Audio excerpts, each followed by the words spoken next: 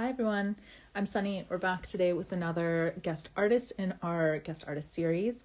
Today we're going to be talking to Brooklyn Poe Miller from Poe Pottery. She's going to be showing us first how she applies transfers and then leaves them raw, and also how she uses transfers as glaze resist, which I think will be really cool. And I think a lot of people will like that. I'm excited to hear about that. So a little bit of business first before Brooklyn logs on. We're having another giveaway this month. So if you go over to the Instagram profile, there's a pinned post with all the details. So you can win a $100 gift card to elantransfers.com. To do it, like the post, tag a friend, comment your favorite fall dish to share with your friends. And then you can also post a picture on your own Instagram of one of your favorite pieces using an Elan transfer. And the piece should be something that you would like to share, like a meal or a drink with a friend, since it's November and we're being thankful. So the winner for that, and if you post that picture, make sure you tag at Elan Transfers. The winner will be chosen November 30th. So head over there like that to win a $100 gift card to elantransfers.com. As always, during our live, we give away 2 free sample packs to people who are contributing thoughtfully in the chat. So if you're joining in and asking questions, then you might win a little free sample pack on the website. Let's see. On our website, we have a great resource page called Guest Artists. You can find information about today's guest and all the past guests. Let's see. There's written instructions on how to apply transfers and decals, free videos for download. And there's also a Facebook group called Elan Transfers and Decals. Ton of helpful information over there. A great community of folks if you just want to chat about transfers and decals of any kind. So you can check out that on Facebook. Elan Transfers and Decals is that group. I will have a promo code at the end of the live today for 10% off. So hang around if you want to see that. This will be posted on the Instagram grid later, so you can check this out there. Also, one more thing before we get Brooklyn on. If anyone has any questions, if you could put your name and maybe your location before you enter them in the chat, that would be awesome. I'll be taking notes and kind of answering questions in batches as we go. So we can start chatting.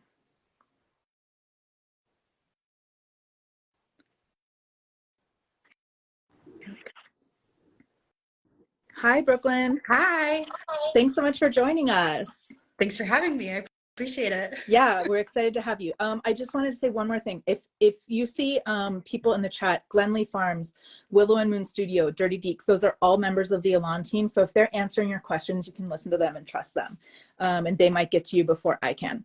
Okay, Brooklyn, we are super excited to have you here today. I'm excited, about both of your demos, especially how you're going to use the stroke and cut. I think that's going to be really fun. Lately, especially, you've been having a very cool spooky aesthetic, which I don't know if all year round that's your vibe, but I really like it. I would love to, I'm sure we'd all love to know a little bit more about your story, how you got into pottery and all that kind of stuff. We're pretty much spooky year round over here. I will say skulls are my bread and butter here. The skull community is big. Everybody's wanting skull things and I am totally into it. As far as me, I got into pottery in high school. I went to an amazing high school that had such a wide variety of art classes, and it was love at first sight. So I just continued it on through college. I went to UK, graduated with a bachelor's of fine arts, and got a job in the clay community, and just slowly kind of worked my way to being able to run my own little home studio in a sense. So I don't know, it's just kind of just been in my veins, I feel like. That's amazing. I love that.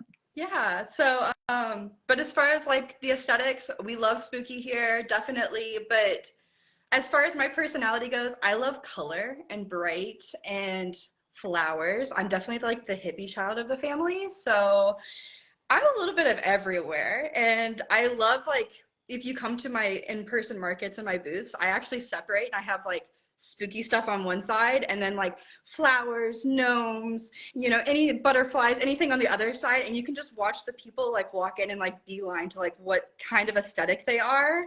So I'm just a little bit of everything.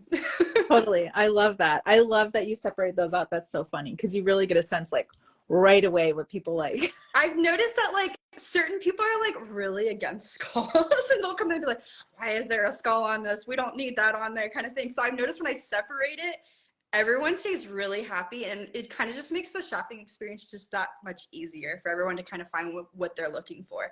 I kind of, my goal is to have just a little bit of everything. So when you walk in, like one piece just speaks to you kind of thing. So yeah. Yeah, totally. That's a great market tip. So you use your Elan transfers a lot.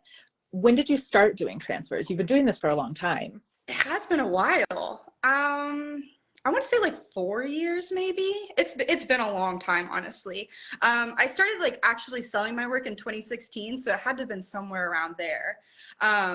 But Elan just has some really cool designs, I feel like. And they're also like super user friendly. And I just love that she gives so many tutorials and there's just so many ways to go about it.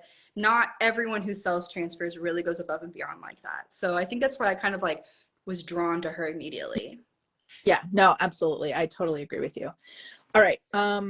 If you want to set up for your demo, Okay. because I'm sure we're all like really excited for it. In the chat, I'm going to ask a question. If you like to put glaze on top of your underglaze transfers, comment a 1. But if you'd like to leave them raw, comment 2. So let's see what people like to do. Number 1, do a 1 in the chat if you like to put like a clear glaze or something on top, and do number 2 if you like to leave them raw. I'm like 50-50 actually, now that I say that. On my mugs, mostly I leave them raw, but if I'm doing like a trinket dish or something, I cover them with a clear glaze. I'm getting a lot of 1s right now. Only 1, 2. Lots of glaze covers. Great. Well, we're going to be talking today about leaving them raw, so that's awesome. All right. When you are ready, go ahead and dive in. Yeah, so I just wanted to kind of begin on how I kind of prep my transfers in a sense. I do cut out a lot of mine, and I know that's like a huge pain and time consuming for a lot of people. I do find it worth it in the end though, because I want more three-dimensional designs on it, even though you're on like, like for example, like how the skulls kind of overlay. And I love that Elan does have two different skull transfers that she has, like the multi one. I just like having a little bit more control with my design. I feel like I get to use every single piece on here and I have like hardly no scraps. So, that's just kind of me personally, especially with my super curvy surfaces. Like I know that everybody has troubles with like the curves and like having that huge piece to wrap around. It's just not for me. So we're gonna go easy, but I wanted to show that how I'll cut out actually 4 pages at a time of skulls, and I will actually do a rough cutout first. My shaky hands because I'm nervous. Sorry, guys. You can't tell. So then I'll just line them up because they're, you just have to have some good lighting. Sometimes I do this while I'm like watching TV and stuff, just like mindless stuff. But I just kind of match them up like that and then do a quick cutout. And I could do up to like 10 skulls this way. So really like 4 pages doesn't really take me that long. Yeah, that's a really good tip for if you're like layering them, which you're going to show us, to have that really clean outside cut. Like, yes. And you're right, the paper is so thin, it's really easy to cut through a stack of them, especially with that like nice dark line like that. You can really see if they're lined up or not. Exactly. And I do a little bit of touch-ups in the end, so it doesn't have to be absolutely perfect. It just kind of depends on how much work you want to put in afterwards. But just like that, now I got 3. So I'll actually like cut them out and like separating by sizes like that, and I'll just go through each stack and just kind of cut down, cut down, cut down. Also, mushrooms are like one of my top favorites, and they're a hot seller for me too. They are such a pain to cut out like all the way. So I pick and choose, and then I'll do 1 stack of them cut out completely, and I'll do another stack of a rough cutout. And then I'm going to show you guys how we can still get that 3-dimensional design without having to put in so much work on cutting them out. So we're going to work on a little vase today. And of course it needs some skulls. And so that's bisque, it sounds like, right? This is bisque. I prefer to work on bisqueware, which I thought was really weird at the beginning, but now that I'm like finding so many people using them, it seems to be popular. I find that bisque, I can't ruin it by like throwing it on the table or doing something weird. When it comes to taking off the transfers, I don't dig in with my needle tool at all when I go to take them up. Also, when I'm applying my water and like doing all my wiping and stuff, I notice that if it's on greenware, you can actually get like almost like a three-dimensional cutout around it, like a kind of a wipe away resist kind of thing. And I didn't prefer that. So, and this makes it so I can like throw, make, let it dry out, fire it. I have way more time to work with this piece now, kind of develop what kind of style I'm looking at for certain markets, because certain markets I'll do more skulls or less skulls depending on where I'm at. Mm-hmm. So I kind of like to do it in batches like that. So when applying, I'm going to put a skull on here, and you have to use more water when you're doing bisqueware, but that's no big deal. I do like glaze-a-thons where I'll do like a whole week of nothing but glazing. And I'll sometimes let it fold like that. Let those lines meet up. Yeah, on something like that where it has that kind of curved line or even like a straight line, it's so easy to get that little fold and then just have the line meet right up when you're on a curved piece. Exactly. And I'll actually do just a baby little bit of wipe. But this is also a good reason why I like to do it on bisque, because you can actually see any kind of bleeding or anything. My clay, it's actually Big Turtle by Kentucky Mudworks. Absolutely love them. Love their clay. It's a darker clay body when it's at its greenware stage. So I can't really see any kind of bleeding that happens or any kind of imperfections until after it's been fired. And then at that point, I'm like, nope, barely any corrections, you know, that you can do. So this way I can just have a little bit more control that I want. But like I was saying, when I do my glaze-a-thons, I will actually do all of my transfers one day because I have to add so much water to them, and then I will glaze the next day and let them kind of dry out overnight. That just lets my glaze adhere just a little bit better. There's no more water left in it and that kind of stuff. Yeah, that's a really great tip, and people should remember that when you're applying it to bisque. You want to make sure it dries fully before you glaze it and then before you put it in the kiln, because that water can be dangerous. Yes, it can be. So we'll do those. So you're overlapping that one a little bit. I did, yeah. I'm just into that. There's just some things where it's like, I don't know, that's just me, I guess. No, I love that. I love that kind of three-dimensional look that it gives when you have them layered like that. Right. So I'm going to pick some of my mushrooms because mushrooms and skulls just go so well together. And this is my pile of ones that I took the time to cut out. And my cutouts are not absolutely perfect, but good enough, you know, because these are works of art. They're not supposed to be absolutely perfect. But I'll go through and kind of sporadically put the ones that I took the time to cut out.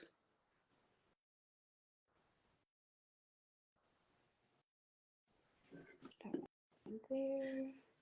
So we have a question. Do you find that transfers bleed more or less when you apply to bisque versus greenware? I think they are less on bisqueware. I don't know why. I think it's because I've done it for bisqueware for so long that it's just, I've gotten really used to it and it's just gotten easier for me, and I just do it less on greenware. I actually practiced on greenware before this and I hated how it was turning out. And so I was like, no, I got to go back to what I know. Yeah. I do think it is a big thing about you just have to practice it and like really know your clay and really know how you're applying it and how much water you're putting on there, which is an annoying thing to keep saying, but like you just have to keep practicing it. So someone asked about ink still being left on the paper when they peel it off. So that's probably an issue of burnishing. So after you apply it, you're not kind of rubbing it into the clay enough to transfer it onto the clay. So if it's peeling off, next time try and like maybe with your hand or like Brooklyn is kind of pushing it in with a sponge. Go ahead. I Yeah. also like to do this, especially on the eyes of the skulls. Like it could be just because I'm using them on Bisqueware, but sometimes they just don't stick as well. And I'll take my sponge. I am applying quite a bit of pressure, which is why Bisqueware is like one of my favorite things because it would definitely be smushed by now. But I'll apply that little bit of water there, and then I'll just take my finger and kind of do a pressure like smudge like that. Like I'm not like dragging it. I'm rolling my finger. Yeah. And That's a great tip. that Those tends to, and you can actually see like on this one, I didn't add so much, so it's still really dark. That tells me that it's still on the transfer and not on the piece itself. So you just got to keep going. Yeah, that's a really good visually. The more you do it, you're gonna see before you peel it off those spots where it's not quite transferred because it's gonna look different on the paper. And you're right about the skulls on those like really dark areas that on anything because it's such like a dense spot of underglaze, they need a little bit of extra love versus like the black lines that transfer a lot easier. Exactly. So now that I've sporadically kind of put, I'm not usually that even, I'm just doing that for you guys. But now that I've kind of sporadically put the ones that I took the time to cut out, I can take these other ones that I kind of sloppily cut out and use those in between these. So you're still getting that layered look without having to put so much work in on cutting out those transfers. Mm-hmm. Just a reminder in the chat, if you are asking a question, if you could put your name in front of it, I would love that so I can like address you as we're talking about it. So one person asked about layering and like seeing the underglaze.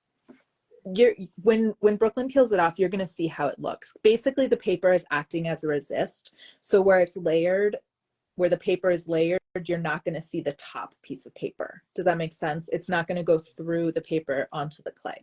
You'll see it when she peels it off.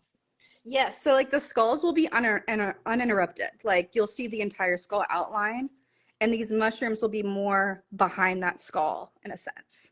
Mm-hmm. So it'll look like the skulls are on top, even though they were the first thing that went on. Let's see, I don't really like that one. Let's do something like this one here. Yes, if you keep your transfers in a dark place away from the sunlight, they will have a long shelf life. Oh yeah, I've had some for like, I kid you not, like 3 years. Me too. No, I Like keep mine you in like the see a closet. design, yeah, I'm like, oh, I love this design, and then it's just like I never got to it. I know, I do the same thing. Or I have just like bits and pieces left over and I'm like, I know I'm going to use this. And I just like haven't yet, but they're in the closet. Like it's dark and cool in there. They're not getting hit with anything. I know they're going to be fine. Yes, I think it's the is it the dinosaur ones that have those little monstera leaves and stuff in it? And I love the leaves, but I'm just not that into dinosaurs. And so I have all these dinosaurs cut out, just saved off to the side. And I actually donate them to my local studios and stuff for people to try them out, you know? And so that way they at least get used. I'm just not a fan of that design. I just, Totally. you know, I gotta make what sells for Yeah, me. I get it. I just gave a bunch to a friend of mine who's a ceramics teacher. And I was like, I've got a lot of bits and bobs. Do you want any? And she's like, yeah, send them over. So hopefully those kids get to try some fun stuff. And there's so many artists that use bits and bobs, like just in general, as far as when it comes to them. So I sometimes reach out to them too, and I'm like, hey, take this bag, please. So it's not like just being thrown away, Totally. you know, it's going to get used. Yeah. So I think we're looking pretty good. So we're going to do a slow peel because if these didn't stick, I still have the option to lay them back down and to get them to restick again. So we'll start here. Looking pretty good. I'm not usually this slow with it though. I kind of like to just kind of risk it all. We'll just go for this. It's just such a satisfying peel though when you like get them all to stick with you. I have a follow-up question for a question that was asked in the chat. Ria, I think, asked about how important is it that it's smooth? Are you asking if the clay should be smooth or if the transfer should be smooth? The answer really is both, but if you can clarify that for me, I would love to answer what you're really asking. Here we go. So beautiful. So you can see the skull is on top, like the big skull is on top, even though it was the first thing that you put on, and everything else is like looks like it's behind it. Yeah. I just kind of like to fill the whole space, it's just um, more pleasing to the eye for me, at least. And also, I think it kind of makes it look like a more difficult design in the end. Like when someone looks at it, they're going to be more wowed at the fact that there's so much going on. And I'm just going to kind of take my sponge and kind of make that look like it matches. And you can always take some regular underglaze, and I will actually take just regular Amico underglaze and sometimes trace over my skulls to make them bolder. So I kind of did that on this, where you can kind of see where they're just a tad bit more bold on it. And it's just, my clay body's dark. I really want them to pop, and I want to have that nice clean line. And if I'm in a rush, you can't be in a rush when you're doing transfers, let's be real here. But in reality, if you are, I can always just take that and just start kind of trace around it just to make them pop a little bit more. This is such a better idea for people who take too long on hand drawing. Like, I love the idea of actually painting and drawing on my pottery, but my prices have to increase then, since I'm putting so much more work and time into them. And I would much rather keep that price point like as low as I can possibly be for my clientele. And just the people that are following me and are reaching out to me, the price point that I have is good for them. So I don't want to have to raise that, unfortunately. And I just love how the transfers give us that option A, and B, that consistency where all of my skulls will look very consistent throughout. Even if I do a little bit of tracing, it's like not enough for you to be like, oh, like that, is that a skull? I don't know. Like, no, it is definitely a skull. Yeah, absolutely. I think it is very because like I'm not a drawer, like I'm not an artist in that way. So for me to be able to put these things on my pots really like opened up a whole new world of pottery for me.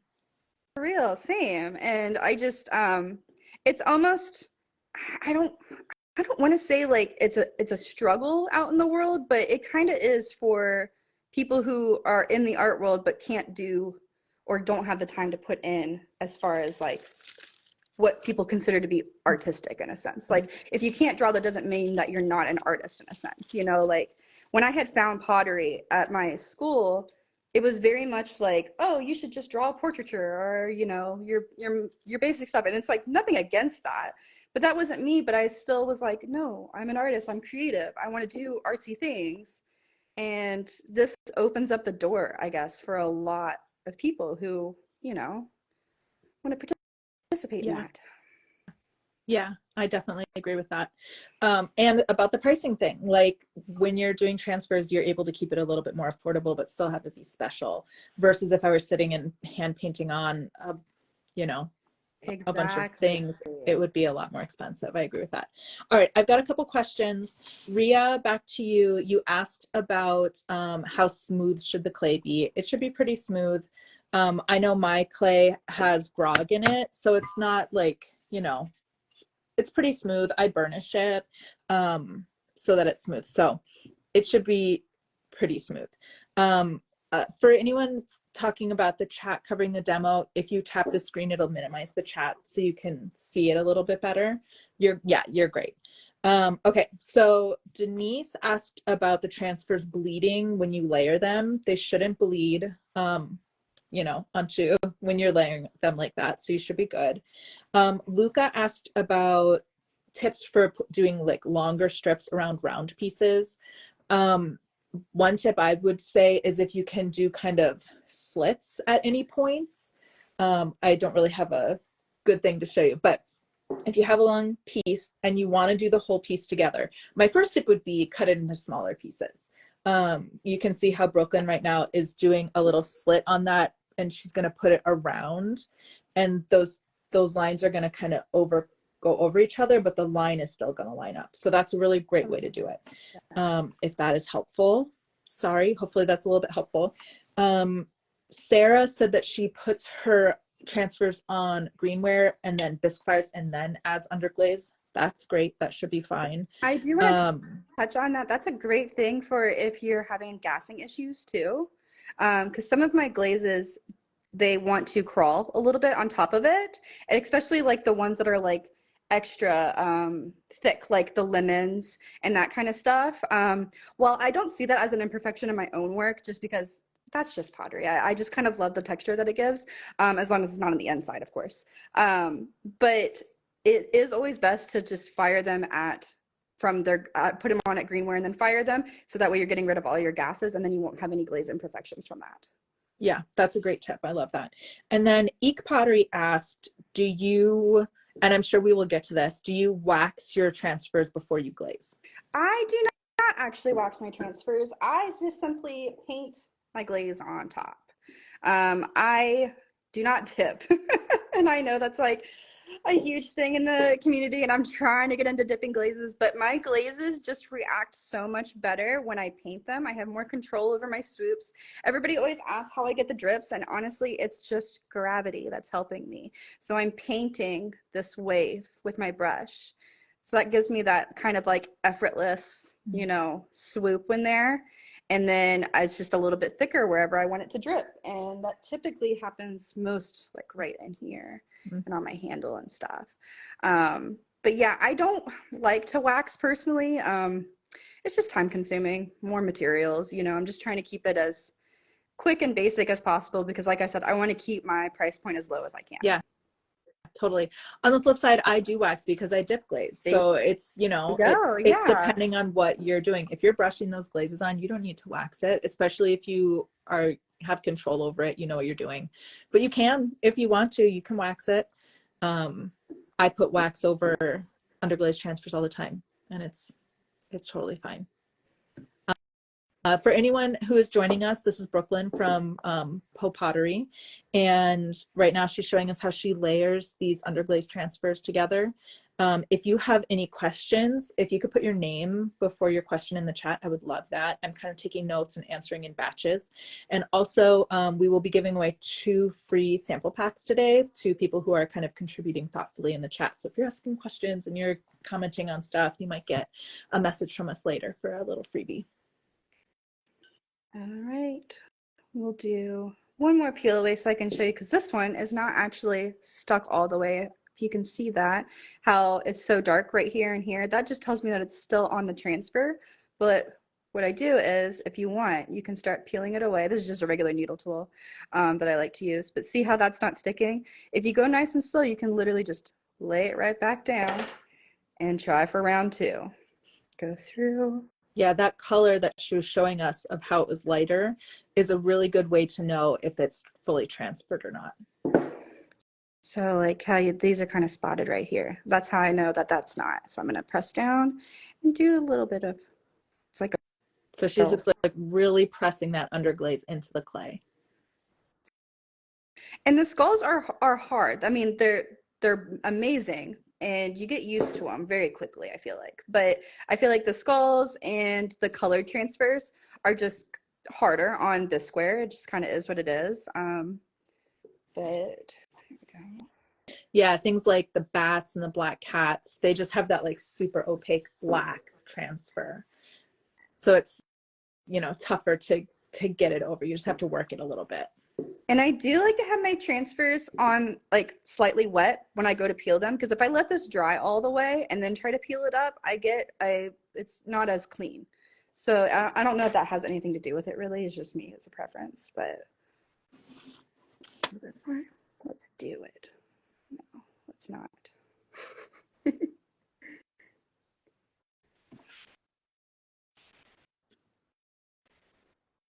So we have a question about adding underglaze with transfers.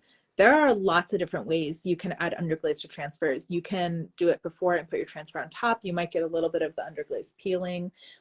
You can transfer on greenware, biscuit, and then add underglaze. You can add it all at the same time. I think the best thing that you can do for your particular clay body is test it. Maybe do one way and do one another way and just see what turns out the best for you. But there's lots of ways that you can combine those. Definitely. I highly agree with just testing it out on your clay body. Every clay is so different. Totally. One person did ask what your clay is. You said it was Big Turtle by Kentucky Mudworks. That is correct. Yes. Big Turtle by Kentucky Mudworks. I had the pleasure of actually working there get that little piece off. Working there right out of college. I taught ceramics there for beginners and beginners and advanced wheel throwing. And then I got the in on actually helping make the clay and the glazes, which is a total dream come true. I loved every single minute of it. They are such a cool company because they're constantly experimenting and, trying to honestly like change the way pottery is in a sense. In college, it was always just like white stoneware clay. And then you got the introduction to porcelain, of course. And I'm not a porcelain person. I very much like the toothiness and the grittiness of certain clays. And Big Turtle is literally perfect for both wheel throwing and hand building. Highly recommended. They actually do like flat rate shipping. So you can always just get like one box or 25 pounds of it kind of thing and to try it out. I fired to a cone 6 in my electric cone. And all of my glazes I use are also from them. So I don't have to worry about any kind of glaze fitting issues or anything like that. Most of my glazes are actually like 2 or 3 different kinds of their glazes. So you can just make combos and that kind of stuff. But heavily recommend, definitely. All right, I got a couple questions here. Go ahead. You were going to say something. No, go ahead. Okay, so someone asked about the firing temperature. These can be low fire or high fire. If you would like to leave them with no glaze on top, fire to cone 6. Which someone else asked about. Yes, definitely you can fire it to cone 6. I fire to cone 6. And adding gold luster. Maybe like Dirty Deeks, can you answer that about gold luster? I mean, you can put it back in the kiln to add gold luster, but I don't think you can add it like on like raw clay, can you? Gold luster, I believe, only fires to, it's like a cone 018 or something like that. Mm-hmm. So it would definitely be a third fire in your process. Yeah, it would be a third fire for sure. I think you could apply it like if you had a transfer and there was glaze, you could apply it on the glaze and then put it back in the kiln. If that's what you're asking, I think you're good to go. But if you put it on your like raw clay part, like if I left this raw but I wanted this like skull to be gold, it wouldn't turn out mirrored gold without a clear glaze on top. It would turn out almost like a coppery kind of look. Yeah. And then one other question, let's see, it's from Amanda, about transfers aren't fully transferring. Probably you need to be burnishing it. I wish I had grabbed something. I like to use a rubber rib. Yes, exactly. A rubber rib. I usually use a red one. Yellow is great because they're like a little bit softer. And so just like rubbing over it to like make sure that you're getting all of the clay transferring or the underglaze transferring. It doesn't mean that you need to be putting it on bisque. You can definitely do it on greenware. I pretty much only do it on greenware. So you can do it. Just keep practicing. Make sure you're burnishing. I mean, you can use your finger to rub it on. Just like make sure that you're working it on there really well before you peel. Lots and lots of practice. Because I tried this with the greenware actually earlier today, and I ended up smudging it more using this. And I think I put too much pressure on it. Honestly, it's practice. All of it is practice with pottery. If anything is like easy right off the bat, I mean, I've never tried anything with pottery that was easy right off the bat. So if it was easy, everybody would be doing it. Totally, exactly. Yeah. And another thing about it smearing, there might just be too much water. If you're using just like straight up fresh clay, you don't need to add any water to it. I'll do that sometimes if I roll out a slab and I'm doing like trinket dishes or something. You don't have to put any water on it to add it. So you might just be able to like rub it right on there. So it is also a matter of water if it's smearing when you're using the rib on fresh clay like that. Yeah, so Dirty Deeks, who is it? Willow and Moon Studio and Glenlee Farms. Those are all members of the Elan team. So they're answering questions in the chat. And they said to wait until the sheen on the wet paper goes away before you start rubbing it, which if it's like shiny and wet like that, and then you start rubbing it, it's going to smear. So I was going to start prepping for my next thing about stroke and coat and almost using this transfer as kind of like a glaze resist. Is that okay? Oh yeah, okay. I'm excited for this. So I applied my transfer and all. I'm not going to peel it up. I'm going to let it sit there. And I like to have it slightly on the drier side but we're going to leave it. And this is when cutting it out really comes in handy. That gives you your cleanest lines and your cleanest outcome. I'm just going to scoot this right over here. So I like to do these. Let's up a little bit. Y'all can tell I don't do a lot of lives. No, this is great. We So haven't had anyone demo anything on a wheel yet, so you've already got points for that.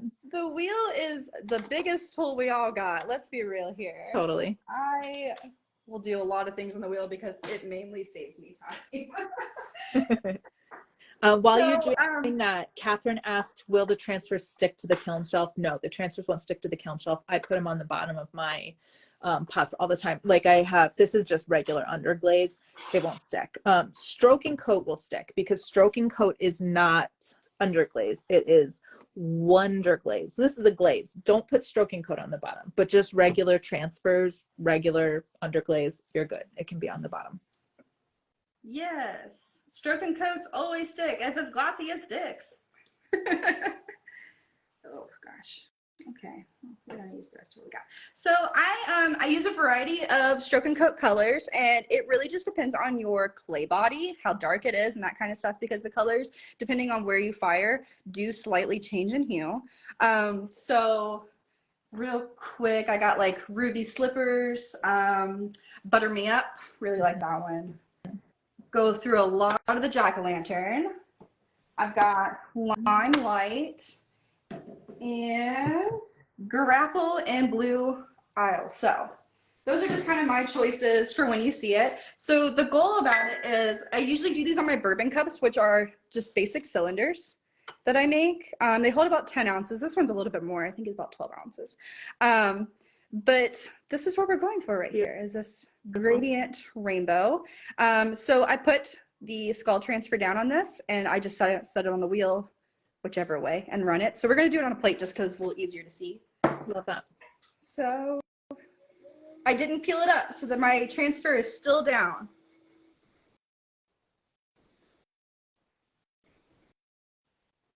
And you can choose, like, you know, do whatever you want. Like I said, I love color.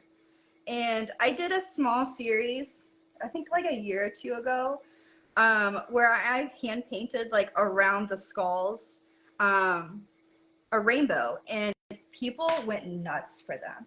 And hand painting them over and over again literally took me like 2 weeks just to do like a batch of like 10. It was ridiculous. So I was like, I have to make this process a lot faster, not only to like knock my price down just a tad bit so like everybody could afford them, but also for my own sanity so I can make other things too.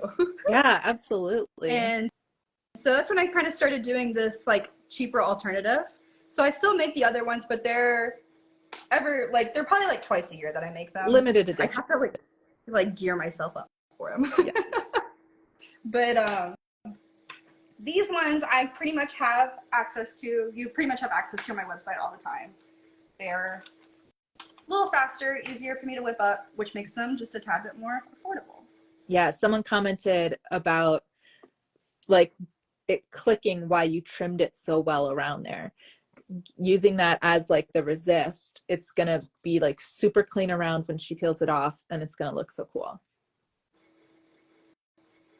This one's gonna be a real blended rainbow, but it is what it is. So this will just be like our little ring dish or something, you know. But what's great about this is that I don't have to actually glaze this one because I went all the way to the rim. Ew, what is that? All the way to the rim. Take that off. So this will come out glossy, and I actually do about 3 to 4 coats. And I do that extra coat usually because I think on the bottles it says 2 to 3 for opacity, or being opaque. Yeah, But that third one, I think it's because I spin my wheel and it just comes out thinner than what like your average paintbrush will do. Totally. So that's why I kind of do my third one. But yeah, so I like to let this actually dry first. So I have another piece ready to go over here. Face, woohoo! But I like to let it all dry first, just so I can get a good idea. And when I do my bourbon cups, you actually don't see the transfer at all. Like I have the green going right across, the blue going right across. So sometimes I look at it and I'm like, where's the transfer? I don't know. This one you can kind of see, but I'm going to show you guys. I like to move these so I don't ruin them. A little spritz. Oh, a better spritz than that. We don't want to drench it, but that way I can actually start seeing my outline of where my transfers are to grab and stick. Do you feel that the spritz helps you, the stroke and coat, like not flake as you peel it off? Yes, definitely. Sometimes I'll like take a whole like little chunk out kind of thing if it's not slightly damp. Yeah, been there. I mean, it's all trial and error, right? Yeah, The you just beauty have of to pottery. practice it. Yeah. So someone asked if you could put an underglaze transfer on top of the stroke and coat. No, you can't. Stroke and coat is It moves. glaze. Yeah. Yeah, it's not underglaze. It's just straight glaze. So don't put a transfer on top um of stroke and coat. But someone else asked if you could put underglaze on the transfer sheet and then transfer it on. Yeah, you can definitely do that. Practice it. You may get kind of like Dirty Deek said, like a weathered look as you peel it off. Like some of the underglaze might not stick. It looks really cool. It looks really beautiful.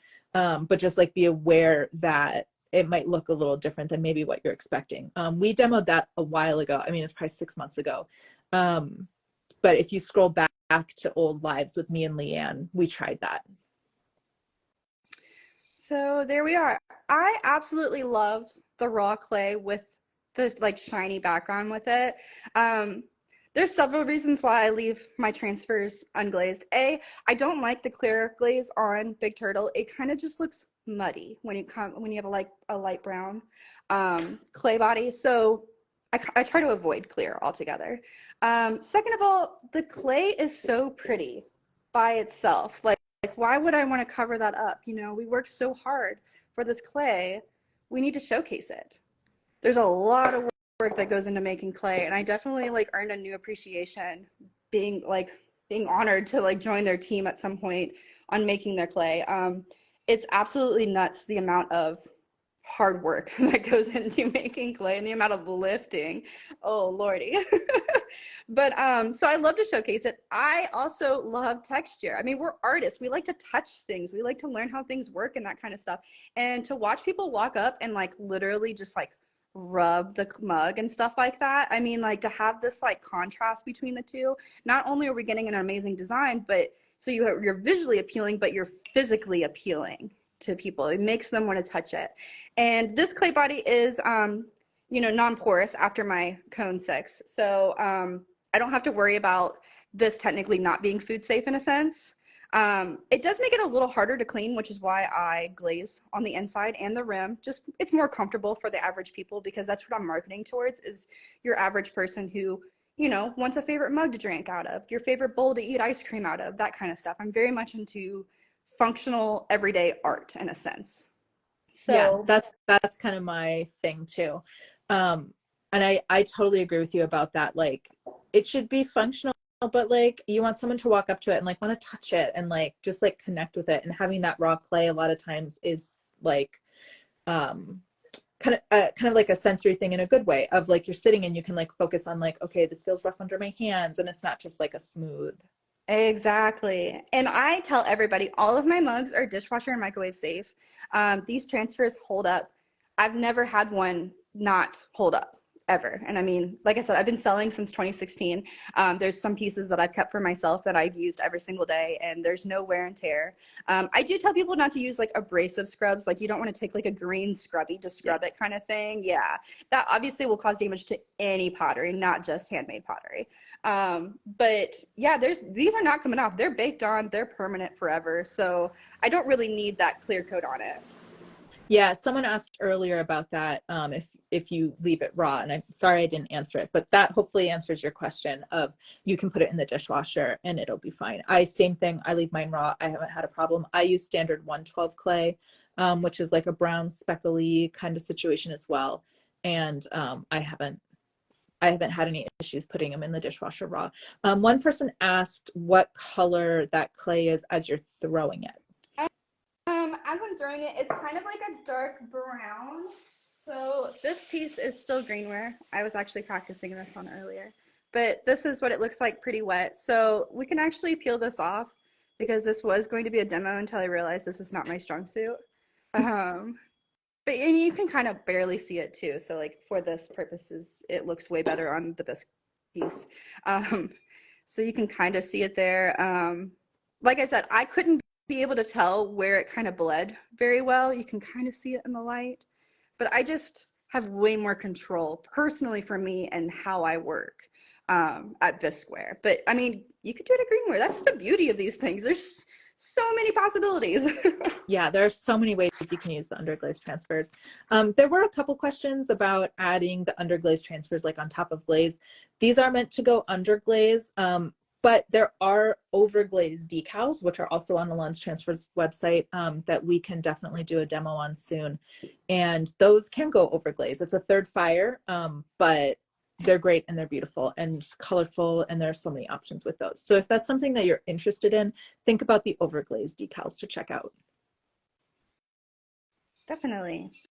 I haven't used any overglaze. I actually have a bunch from just like purging buying because I'm like, ooh, something new. I got to do it. But I just had access to my own kiln literally as of March. So I'm hoping over the dead season of winter break that I will get to, experiment with overglaze and luster. So Yeah, I know.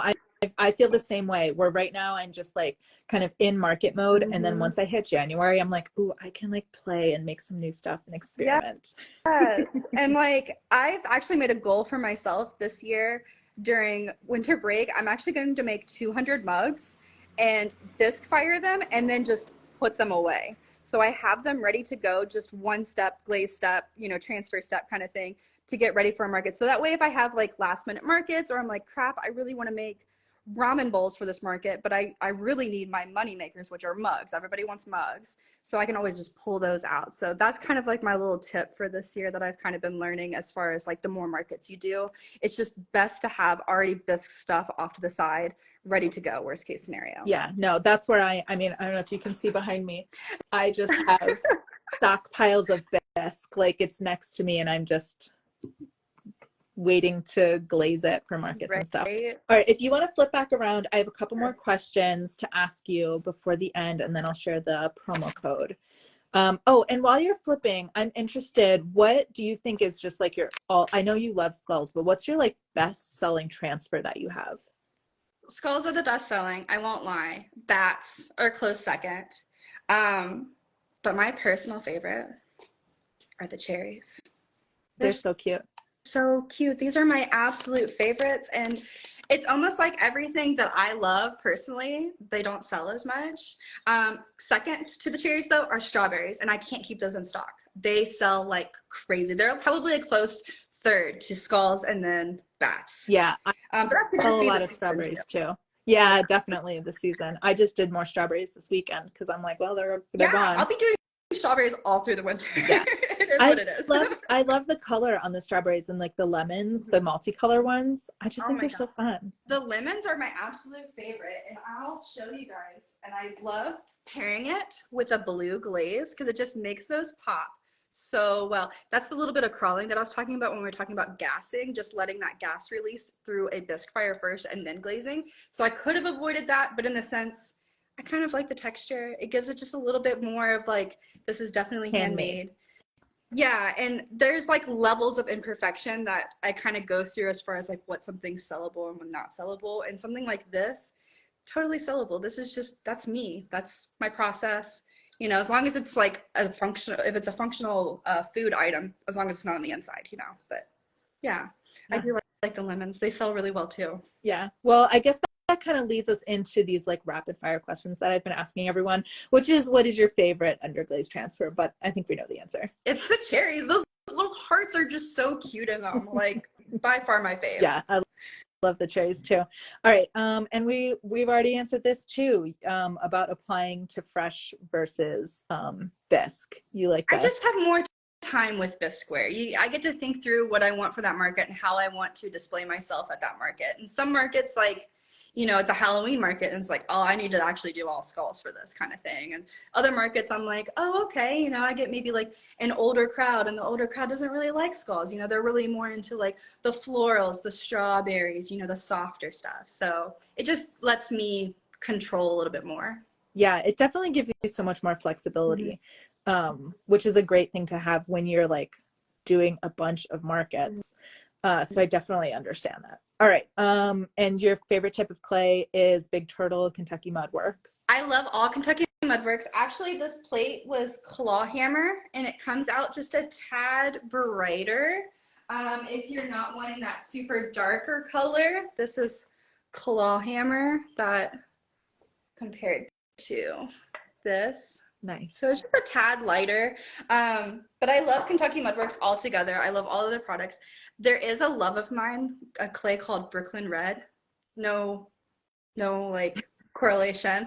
It just so happened to have my name in it. I don't know who makes it. I want to say Laguna, but it is the most earthiest, grittiest red clay, and it's just this beautiful red color, and the white Elan mandala transfers look gorgeous on it. Like all of the white transfers look so pretty on that red clay. So if you're wanting, I make planters with it because it's so gritty that it's not best for a lot of the functional wear, but it's definitely one of my favorites that I can't really use as much. Yeah, that's really smart, because I don't know any of the science behind this, but I've heard that if you leave the inside of your pots unglazed for planters, that the roots like that. So if it's nice and gritty, like maybe they really like it. I don't know.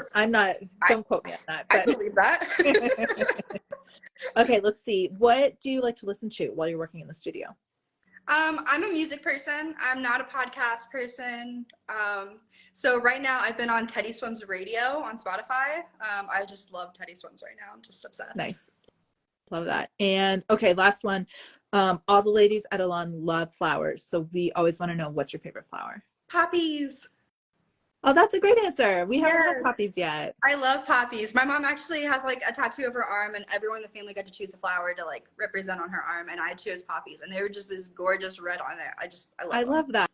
That. One last question. Rosie asked, the red clay that you were talking about what was that again? Brooklyn. It's called Brooklyn Red is like the sub name of it. I don't know the actual brand. I want to say it's Laguna and Highlander. Highland? Yeah, Highland. I think it's that. It's one of the two. One of those. Yeah. If you just Google search Brooklyn Red Clay, I'm sure it'll pop up. Yeah. Great. Okay, Brooklyn, this was lovely. You are so easy to talk to. I had a wonderful time. I'm so glad that you came on. You made this so easy. Thank you so much. My pleasure. Okay, let's see. I have the promo code. That's the last thing I need to do. My printer ran out of ink, so I don't have it very nice. I just wrote it on a piece of paper. This is the promo code NOV7, all one word, elantransfers.com. It's 10% off through midnight tonight. So go over, buy some skulls and other cute things, and then show us what you made with them. 2 people from today will get a free sample pack, so check your DMs later. Don't forget there is a little contest going on the Elan Instagram. There's a pinned post, so you can go get all the details there. Okay, we'll be back next week, I think. I'm gonna butcher this. Nikki Sears, I'm so sorry. DWYRYD Ceramics. I'm pretty sure she's Welsh, so I'm sorry I'm butchering that. I'll figure it out by next week. I'm so excited to talk to her. November 14th, we'll be back. Brooklyn, this was lovely. Thank you so much for joining us. Have a good day, guys. Yeah, you too. Talk to you soon.